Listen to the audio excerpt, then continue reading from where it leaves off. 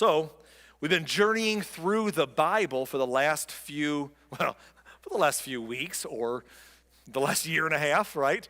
So, back in 2023, we started our journey through the Bible, and in the first section, the first collection of books in the Bible, which is the Old Covenant or the Old Testament, and that's the Hebrew story. So we've been going through that, and we found ourselves in a series within that we've been calling Thrones.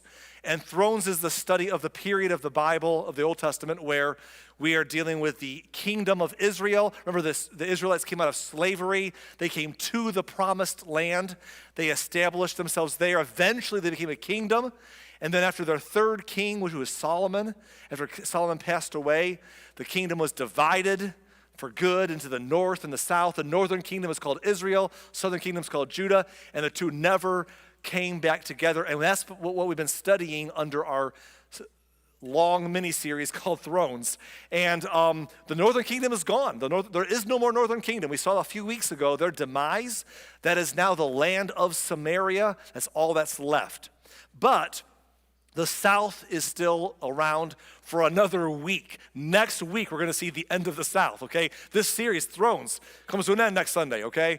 And we'll continue through what's left. Not much left in the Old Testament before we move into Jesus' story just a little further down. We're getting there.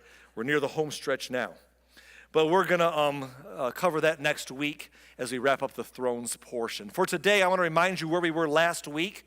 We were in two characters, Hezekiah and Manasseh. Hezekiah was a great king, a reformer, did a great job.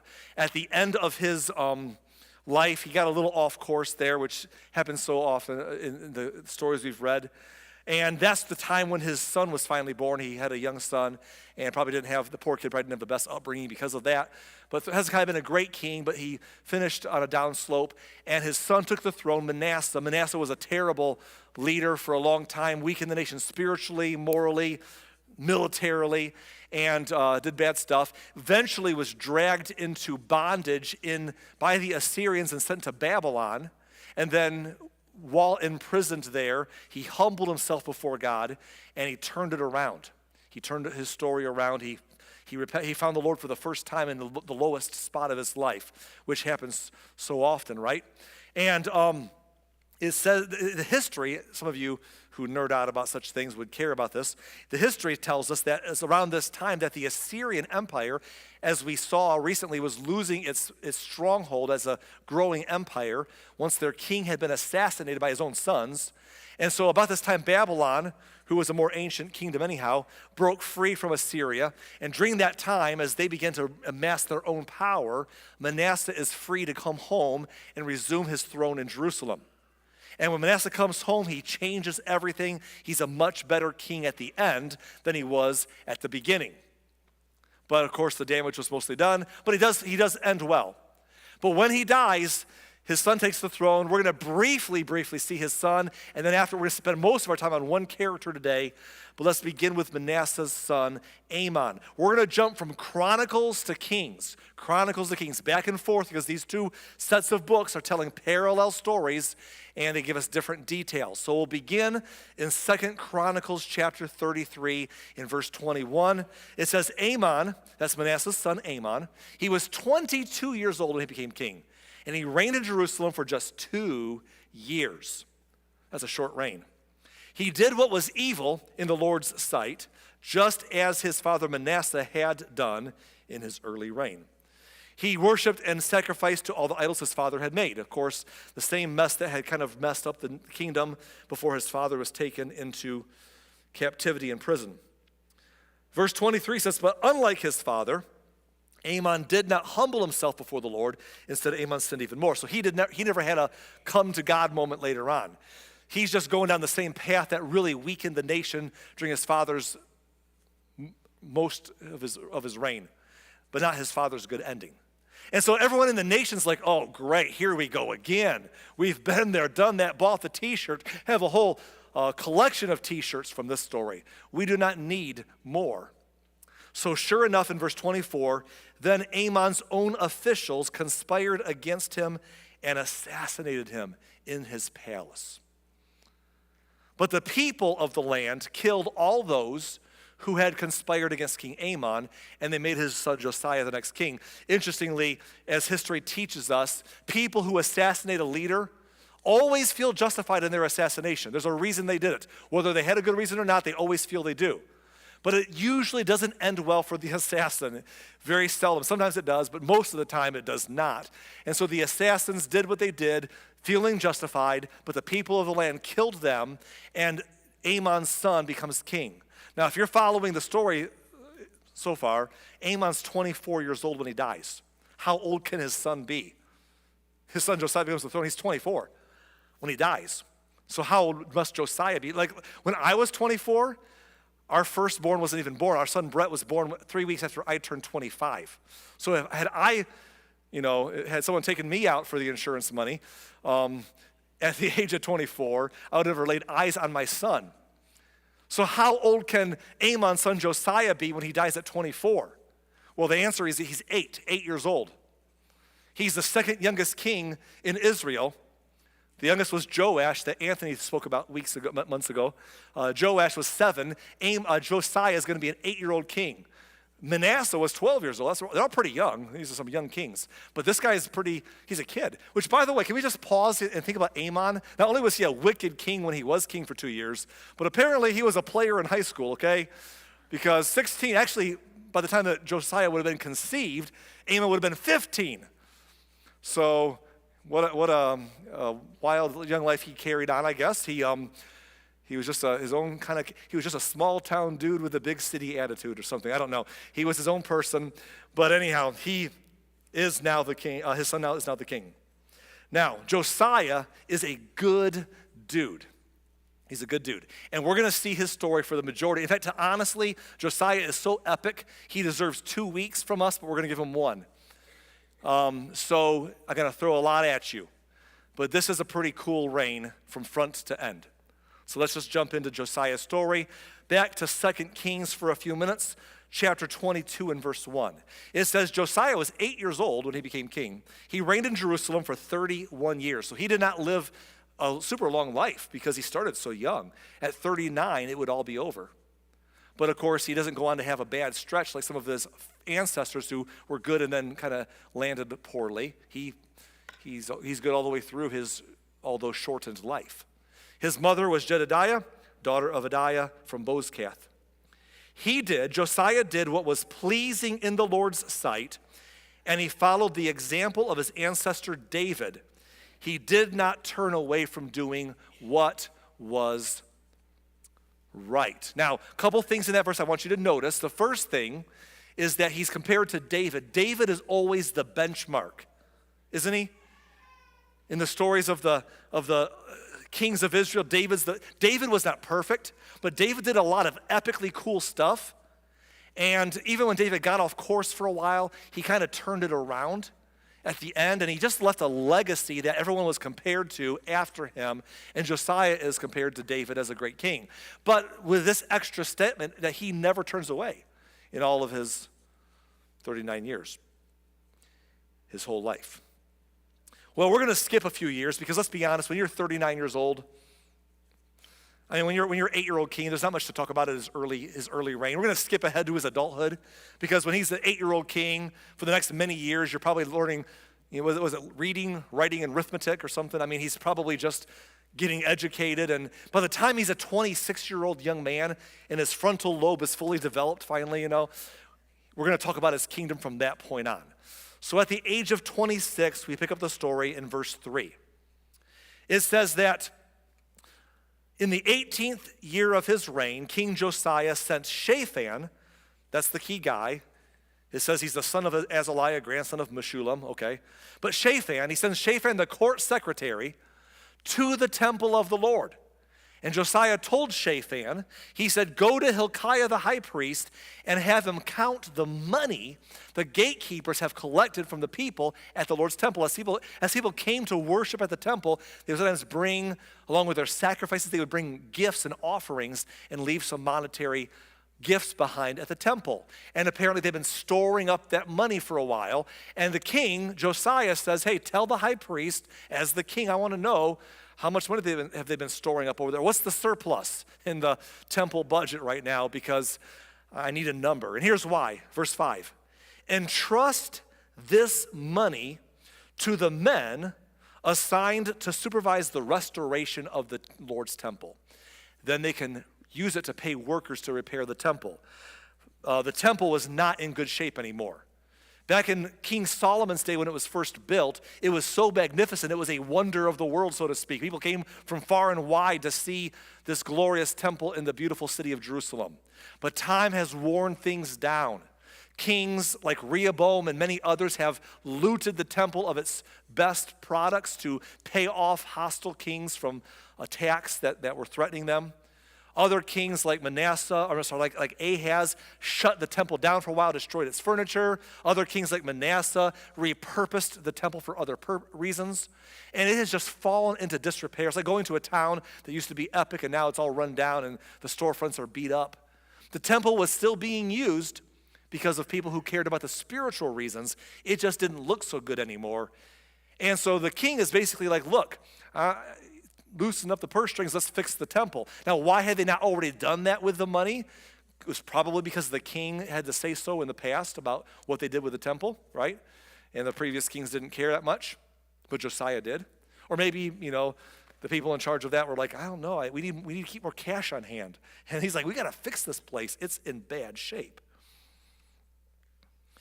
He continues, Josiah says in verse 6, they will need to hire carpenters, builders, and masons, also have them buy the timber and the finished stone needed to repair the temple. And this is kind of weird, verse 7. But don't require the construction supervisors to keep account of the money they receive, for they are honest and trustworthy men. I can't even fathom that in this day and age, but okay. So they just collected the money and put it to work with the general contractors. What happens next, I'm afraid if we ever do read through our Bibles, like I hope you all will do at least at some point through these scriptures for yourself, if you read through this, the next thing we are about to read might be something you're tempted to brush over without too much thought, but I want us to notice it because it's really remarkable in a weird, bizarre sort of way. While they're fixing up the temple, while they're restoring this beat-up, run-down place, as the months and the weeks and months go by, something weird happens in verse number 8.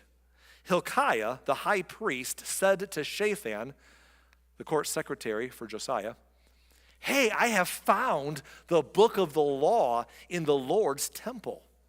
And then Hilkiah gave the scroll to Shaphan and he read it.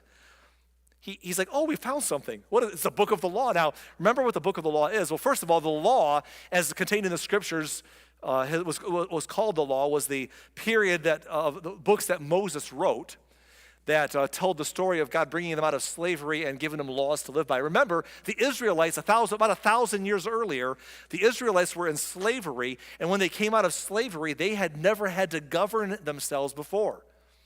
They were just, when you're a slave, your government is, yes, sir, yes, ma'am, do what you're told. So when they were brought out of slavery, most of them are illiterate. They don't know how to, they're just worker bees, and now they're free. And so God met with Moses and gave them a whole system of laws by which to govern their nation. Moral laws, what's right, what's wrong. Civil laws, how to settle disputes between people. Judicial laws, how to govern and lead this new nation of people who never had to govern themselves. Health and dietary laws, disease control policies, you name it. A whole system was given to these people to help them figure out how to live independently from the slavery they used to know. And in that law, God gave them a covenant. We use the word covenant. It's like the word contract, but a little bit different for nuance's sake. Let's just go with that. The covenant was this. God says, look, I brought you out of slavery because I'm just good like that. You needed it. It was long overdue. I heard your prayer. I brought you out. No strings attached. Now here's the deal.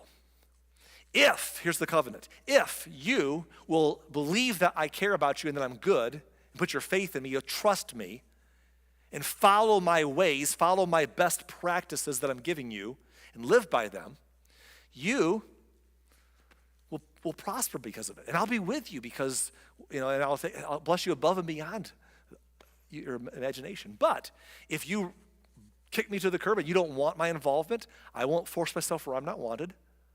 And while you do that, if you abandon me and then abandon my best practices and weaken yourself, I'll let you do your thing, but it won't end well.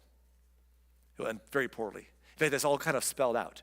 And somewhere, this stuff's all written down, and Hilkiah, the high priest, is like, hey, while we're fixing up the temple, we found the book of the law. Now, historians believe the book that they found here was the book of Deuteronomy. We call it Deuteronomy today, which is basically a summary that Moses gave of all that had happened from the beginning, the story, the laws, and the covenant God made.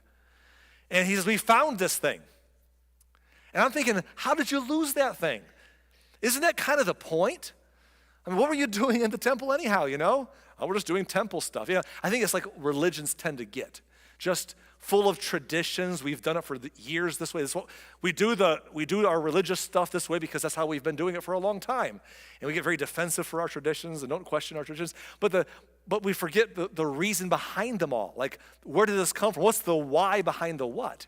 And apparently they lost the book of the law, but they're just carrying on like nothing's wrong. And so they find it.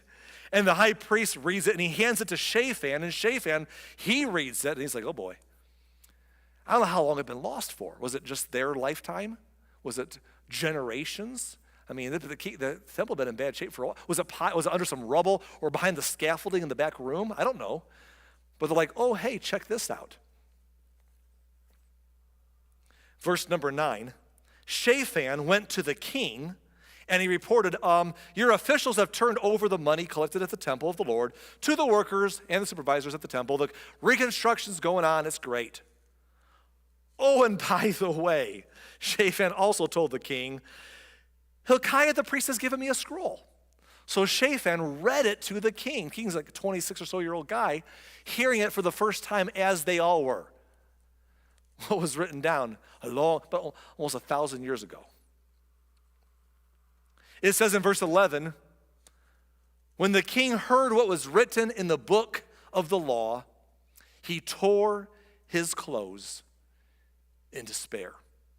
When he reads what's in the book, he's like, oh my, have we ever lost the narrative?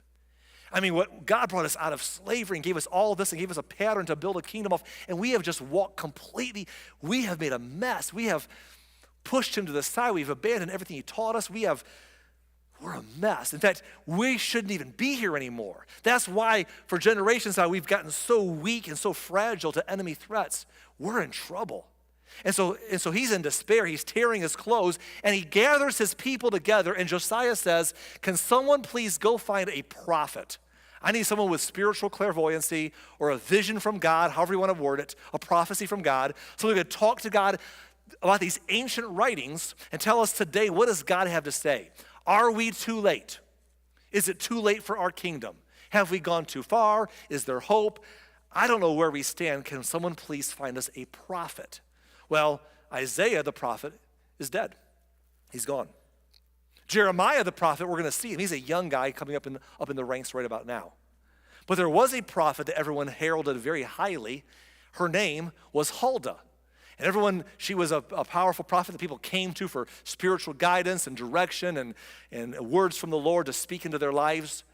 And so the king says, go see her. So in 2 Kings 22:14, so Hilkiah the priest, Ahikam, Akbor, Shaphan, and Josiah went to the new quarter of Jerusalem to consult with the prophet Huldah. She was the wife of Shallum, the son of Tivkah, son of Haras, the keeper of the temple wardrobe. So her husband's family was in the business of the temple wardrobe. So apparently the temple, they lost the word of the Lord, but they had the wardrobe game. Their wardrobe game was A+, So anyhow, her husband worked in that was his family's business, but she was a prophet. And people came to her and said, what's God have to say? And she was used to being used by the Lord with her spiritual gifts. However, this time her audience is different. It's Hilkiah the priest, her husband, from the place her husband worked himself. Oh, hey, Hilkiah. And it's the king's key people on behalf of the king coming to see her. So she has a pretty important audience. And they're like, what's going on? What does God have to say? Please tell us. And she gives them no good news. Her answer is, it's too late. for the centuries that have gone by, the nation has weakened itself so much that it's beyond hope of, not for individuals, but for the kingdom. The kingdom has just destroyed itself beyond repair.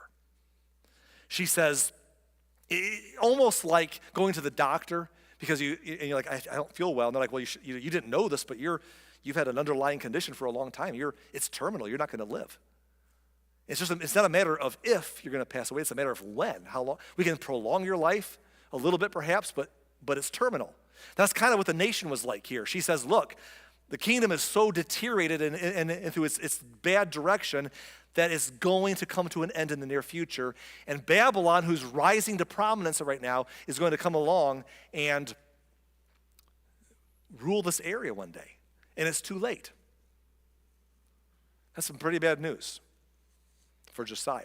But that's not all she had to say. I want you to see what she says next.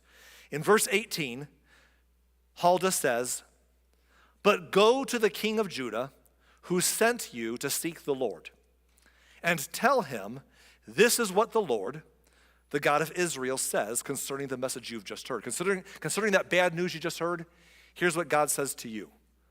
You were sorry, and you humbled yourself before the Lord when you heard what I said against the city and its people, that this land would be cursed and become desolate. You tore your clothing in despair, and you wept before me in repentance, and I have indeed heard you, says the Lord. Isn't that interesting? Josiah, when he heard how far they've gotten away from God's intentions, he was so tore up that he humbles himself and he prays to God and he tears his clothes and he repents. And some people would say, Josiah, why would you repent? You didn't do anything wrong.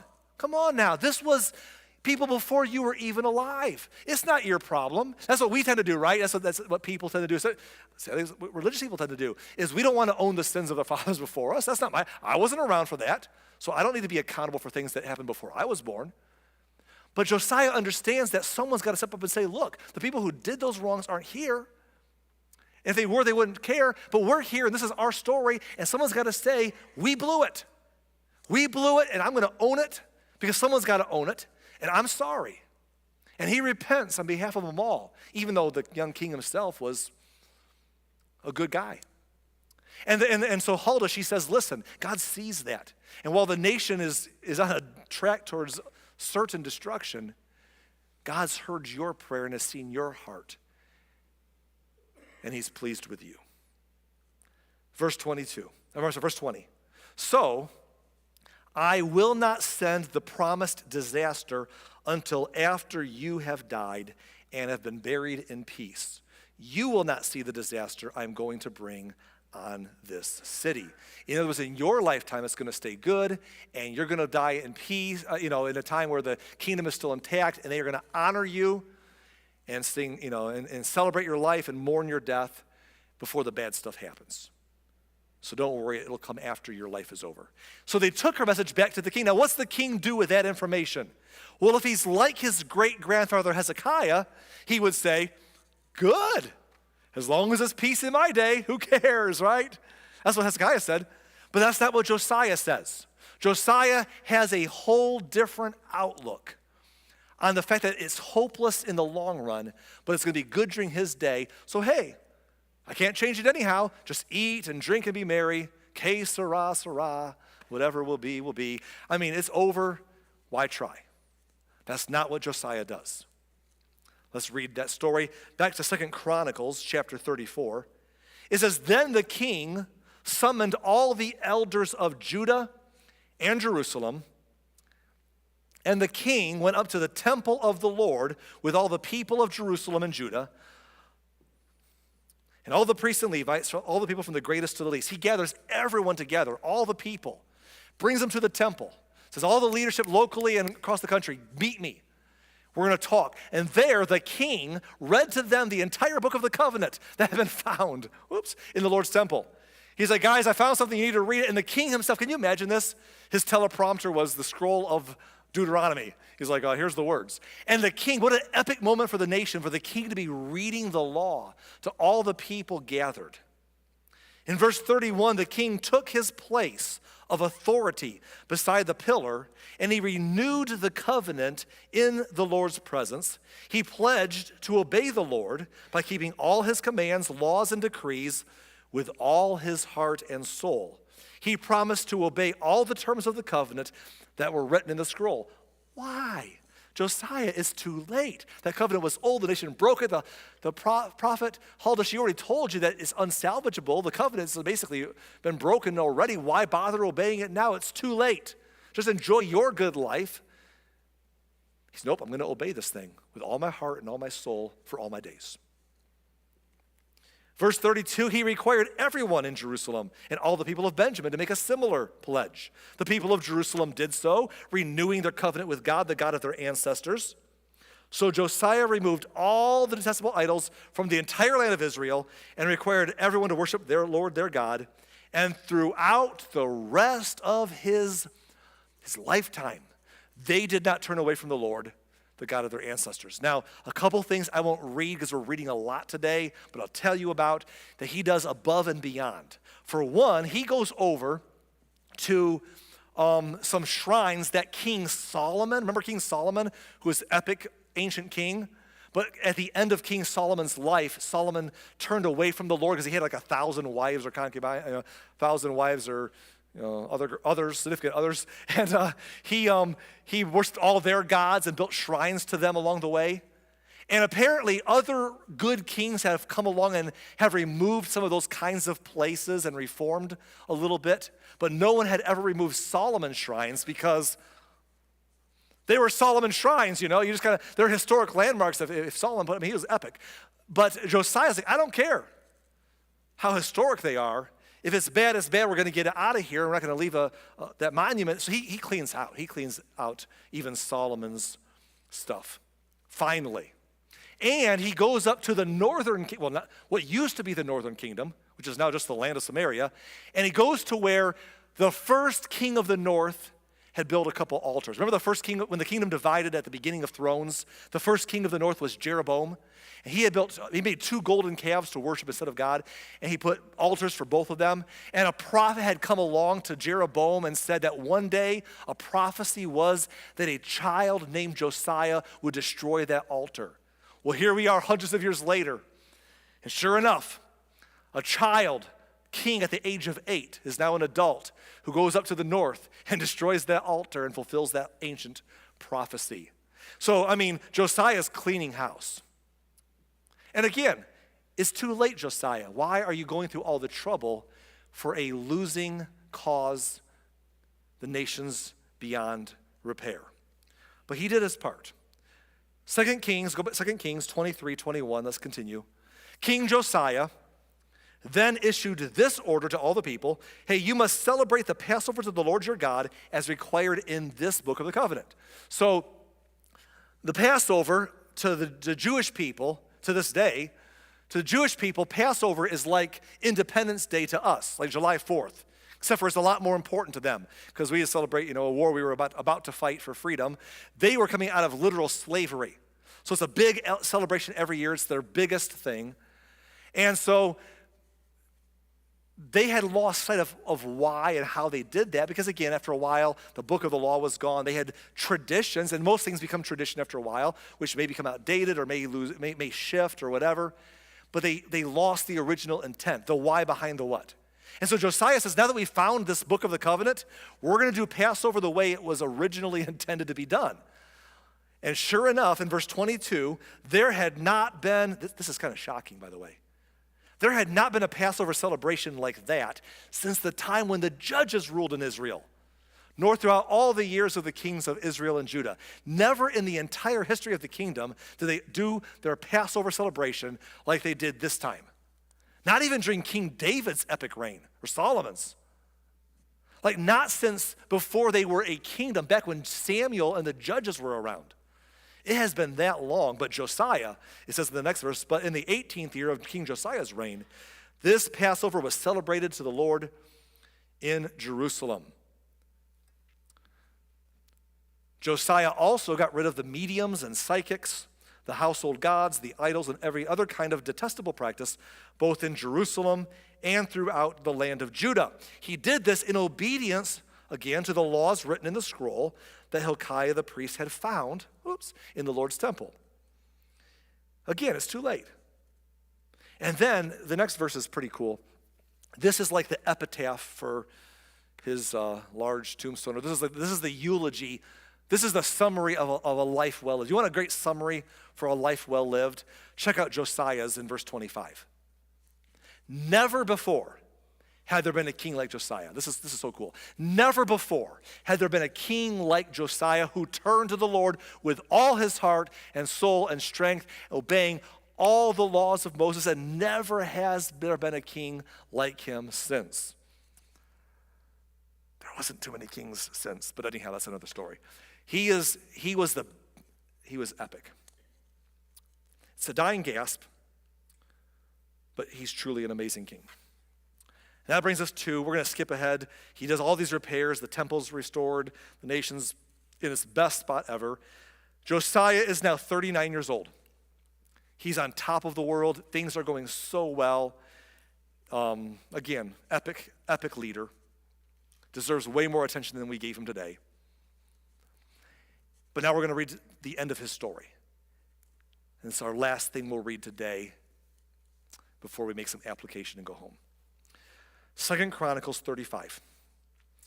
After Josiah had finished restoring the temple, King Necho of Egypt led his army up from Egypt to do battle at Carchemish on the Euphrates River, and Josiah and his army marched out to fight him. There's a lot going on there. Let me give you a little context, okay? Egypt had been a world power for a long time, but they were sort of a fading world power. Meanwhile, to the east of Israel, Assyria had been an emerging world power. They've kind of peaked now, and they're going to start declining. And Babylon will be the next emerging world power. But Egypt was still around, and they still want to expand their territory. So they sent their forces the direction of Judah and other nations to go to battle against somebody that no one's clear where they're going. But they just see that Egypt is coming with an army. So according to the understanding of the context, several kings or groups of people gathered together to try to form a battlefront against the Egyptians. And among them was Judah and King Josiah. And they come out to meet. Now, I'm sure Josiah had a lot of tension towards Egypt. In his young life, he had read about how that their people were once enslaved in Egypt. He found those books of the law. He'd been reading about God's deliverance. So here's Egypt coming their way, and he goes with others to face them as they march their direction. But look at verse number 21. But King Necho sent messengers to Josiah with this message. What do you want from me, King of Judah? I have no quarrel with you today. I'm on my way to fight another nation, and God has told me to hurry. Do not interfere with God, who is with me, or he'll destroy you. Egypt's like, look, we know who you are too. He singles out Josiah. He's like, what are you doing here? I don't have a beef with you. Go home. We have our history. It's ancient. Just go home. And he says, I'm doing what God told me to do. I'm going to fight a battle God told me to fight. Well, Josiah does not believe him. Why would Josiah believe him? In Josiah's great-grandfather's life, Hezekiah's life, once the Assyrians showed up to their capital, and the Assyrians are like, hey, God told us to conquer you. Like, no, they didn't. So people love to throw God in the face of Judah because they cared about what God thought. They would use God against them. So here's king of Egypt saying, God's told me to go do what I'm doing. You're in my way. And Josiah's like, I don't even believe you, man. That's nonsense. I don't believe that. Verse 22, but Josiah refused to listen to Necho, to whom God had indeed spoken. Whoops. And he would not turn back. Instead, he disguised himself and led his army into battle on the plain of Megiddo. Now, if that sounds familiar, if that last part of that verse is like, Arlen, I think we've told the story before. That sounds like some deja vu. It's not, but I'm going to tell you what, there's a very similar story to this one that we have read before a couple months or so ago. I want to remind you, okay? Remember that we're talking about a divided kingdom, the north and the south. The northern kingdom was never as good. They were always kind of on a downward track spiritually. The southern kingdom was better. But in the northern kingdom, who was the worst king of the north ever? Remember? Worst northern kingdom ever. Ahab. He was the worst of the worst. He was the baddie. And so Ahab, the worst of the worst, one time wanted to go to battle against the Arameans, just like, well, down south, Josiah wants to go to battle with the Egyptians. But when Ahab wanted to go, again, Josiah is different than Ahab. Ahab is the worst of the worst. Josiah in the south is the best of the best. Very different people. But here's the similarities, okay? Ahab was warned by a prophet that God did not intend for this battle to go well. He shouldn't go. And Josiah was warned by the king of Egypt, why would you listen to him, that he should not go to this battle to go home. And Ahab up north, terrible Ahab, he didn't listen to the prophet because why would he listen to a prophet of the Lord? He didn't care what God had to say. He wanted to go do what he wanted to do. Josiah, a very good king, why would he listen to the king of Egypt? What would he know? Understandable, right? So he's going to go to battle anyhow. So what did Ahab do up north way back? Remember the story? What did Ahab do? He disguised himself and went to battle anyhow, incognito. What did Josiah just do? He disguises himself and goes to battle anyhow. And what happened to Ahab in the story? Remember the story? The similarities are weird. Ahab goes into battle and some random archer shoots an arrow and hits him and mortally wounds him. And he yells, "Hey guys, take me out of the battle. I'm badly wounded." And they take him away and he dies and is buried. And what happens to Josiah is so eerily similar. He's going to battle anyways, in disguise. And check out what happens in verse 23. But the enemy archers, weird. The enemy archers hit King Josiah with their arrows and wounded him. And he cried out to his men, "Take me from the battle, for I am badly wounded." It's so weird how similar the story of these two very different kings ends. So they lifted Josiah out of his chariot. They placed him in another chariot. Then they brought him back to Jerusalem where he died. He was buried there in the royal cemetery, and all Judah and Jerusalem mourned for him. 39-year-old, amazing king who started at the age of 8 and did a great job until he left way too early. And before I make some application here, I'm going to read just one more verse here, and then we'll, verse 25, the prophet Jeremiah composed funeral songs for Josiah. We've not met Jeremiah yet, but we're going to meet him in a couple weeks here. I love Jeremiah. I can't wait for that conversation. He's one of my favorites. The prophet Jeremiah composed funeral songs for Josiah, and to this day, kings' choirs still sing these songs, these sad songs about his death. So apparently it was country music because it was sad songs. They still sing these songs about his death. These songs of sorrow have become a tradition and are recorded in the book of Laments. So we'll stop the story for today. Now, before I make my application, and we'll be done in a few minutes or so here, let me just say something about what comes next. Are you ready? Next week, Josiah's our last king.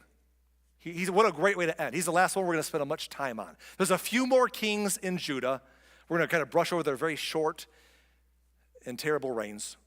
And then next Sunday, we're going to see the end of the southern kingdom, just like we saw the end of the north. Next week is the end of an era. Don't miss that. This whole mini-series will be finished.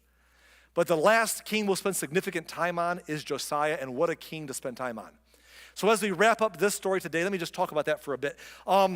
Josiah, best of the best, died the same way that Ahab had died years earlier, worst of the worst. Very different men died the same way. Isn't that weird? See, we can read the story of Ahab dying years earlier and say, do you know why Ahab got shot and killed in that battle up north? Because he was a wicked man who got what was coming to him, that's why. Okay, is that why Josiah died too then? I'm just asking a question. Is that why Josiah died too then? See, Ahab got killed by an archer in battle in disguise because he was a bad man getting what was coming to him.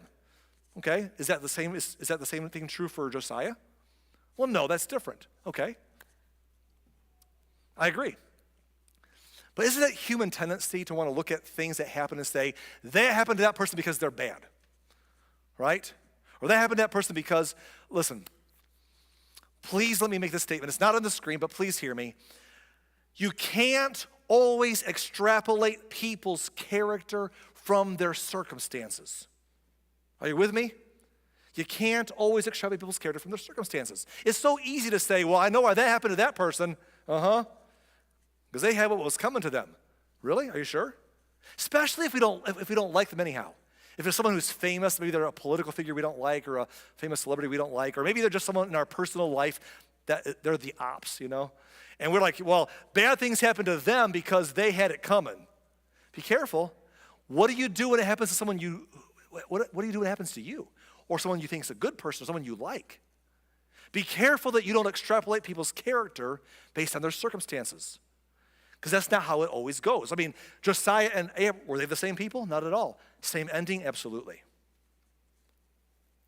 Can we just step away from the edge of our micro focus on people we like and don't like and people we know and why we think what happens happens? Can we step back from that edge for a minute and look at the big picture? Do bad people always die early and painfully, and do good people always live long and prosperous lives? In your own life, is that your experience? Is that what history books tell us? Macro picture, is that how it goes? No. It's not how it goes. We all know people who lived long, terrible lives of money, long lives of terrible people who lived long lives, and they were rich to boot. We've all known people who were awesome. We thought they were great, and something happened to them, and they struggled through life, but they died early, or something happened. But it's not the opposite's not true either, right? It's not like Billy Joel once saying, "Only the good die young." That's not true either, right? I mean, sometimes bad die young. There's no rhyme. What did King Solomon once write in Ecclesiastes? He said, "Time and chance happens to us all." Things will happen in a broken, sinful world that have nothing to do with someone being a good or bad person. Car accidents will happen. Storms will come. Disease strikes. Stuff, that's life. Be careful not to extrapolate people's character off of their circumstances. It's easy to do. It's arrogant, really. But we want to say, well, that happened there has to be a reason that happened. This is not a Christian problem.